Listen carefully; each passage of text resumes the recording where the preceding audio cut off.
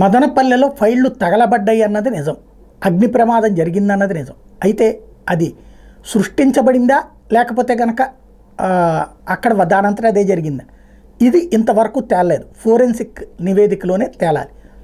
బేసిక్గా ఒక కాన్సెప్ట్ ఉంటుంది. ఒక సంస్థ ఒక ఏరియాలో ఫైళ్ళకి సంబంధించి ఆటోమేటిక్గా దాని బ్యాకప్ ఉంటుంది, నెంబర్ 1.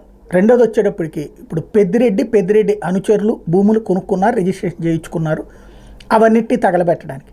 అదే నిజమైతే ఇప్పుడు రిజిస్ట్రేషన్ ఎవరు నిషేధించారు? గతంలో అమరావతి ఇష్యూలో కోర్టు ఏం చెప్పింది? జస్టిస్ రమణ గారికి సంబంధించినటువంటి భూముల కొనుగోలుకి సంబంధించి వాళ్ళ కుటుంబ సభ్యుల గురించి మాట్లాడితే కొనడం నేరమా, ఎవరు చెప్పారు అది అని ప్రశ్నించింది కదా. అట్లాగే పెద్దిరెడ్డి కొంటే నేరం ఎట్లా అవుతుంది? లేదు.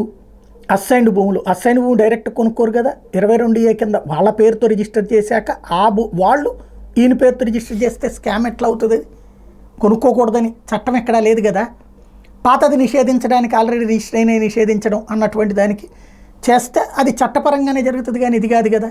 మరి అసలు ఏం తగలబెట్టారు, ఎందుకు తగలబెట్టారు, ఎవరు తగలబెట్టారు, మంట ఎక్కడి నుంచి పుట్టుకొచ్చు? అక్కడేది అదేదో మన దీనికి ఏది ఇంజిన్ ఆయిల్ని తీసుకొచ్చి తగలబెట్టబోయారు, లోపల ఒక 7 లీటర్లు పెట్టారు అన్నట్టు. సాధారణంగా ఏదైతే అట్లాంటి ఆయిల్తో తగలబెట్టడాలు ఉండవు, పెట్రోలో కిరసనాయిలో పోస్తూ ఉంటారు. అయితే ఇప్పటికీ అది స్పష్టత రాలేదు. బట్ అధికార యంత్రాంగం అంతా అక్కడ మోహరించారు.